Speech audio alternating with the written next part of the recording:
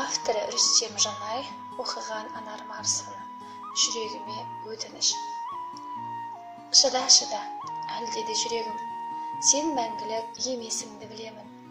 Көтер бәрін, қуанышым, қайғымды, қашан болсын сенен осы тілегім.